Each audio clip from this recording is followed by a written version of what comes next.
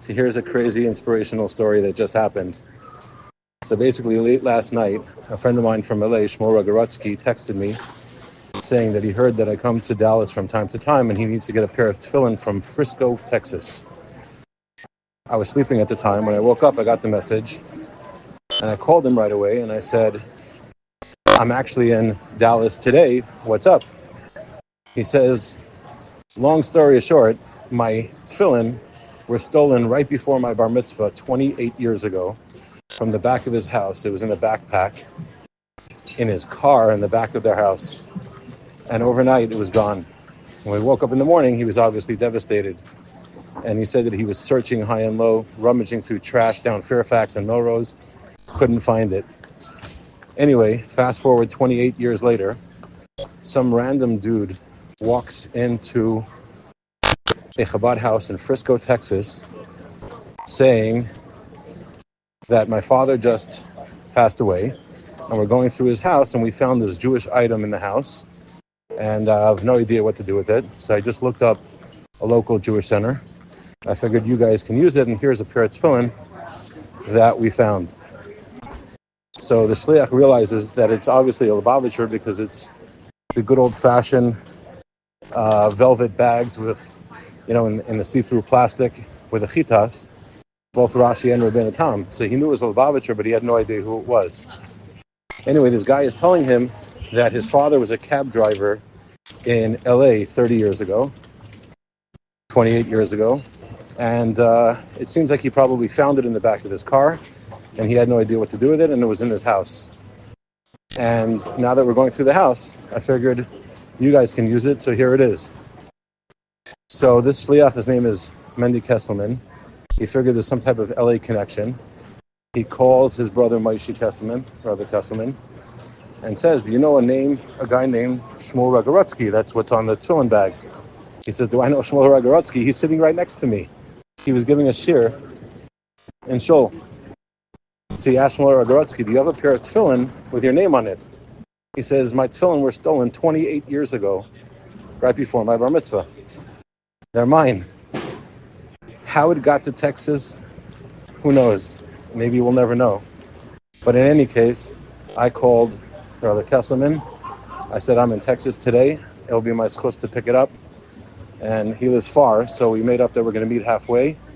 I picked it up, and I have it with me, and I'm bringing it back to Shmuel Raigorodsky, the rightful owner, tonight. Okay, so here's the story.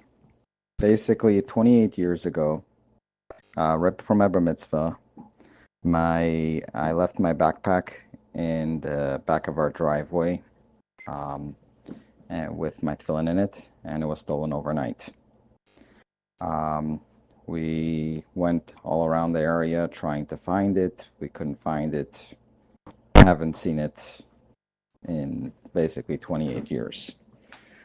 Last Sunday, Shliach calls me up, Rabbi Mendy Kesselman from Frisco, Texas. He's like, somebody came into my Chabad house with a pair of tefillin, and I posted on some of my groups, and I was given your phone number. Can I send you a picture of the tefillin if you can identify them? So I told him, yeah. I mean, he said tefillin look like they're for years old. The Rabbeinu Tam card is old style and everything. So he sent me a picture, and I said, yeah, definitely, it's my tefillin. So he put me in touch with the guy that brought him to his house. He basically said that his father passed away in January, and before he passed away, they were going through his things, and they came across my tefillin. And how did he get them? He said he used to be a taxi driver in Los Angeles, and somebody left them in his cab, and after his shift he noticed them, and he didn't know what to do with them, so he put them away. And when he got sick before he passed, he was going through the things with his son, and he came across the tefillin, and he asked his son, can you find the owner? And so the owner brought him into to Rabbi Kesselman's Chabad house, asking him, these are Chabad pair of tefillin. Can you help me find the owner?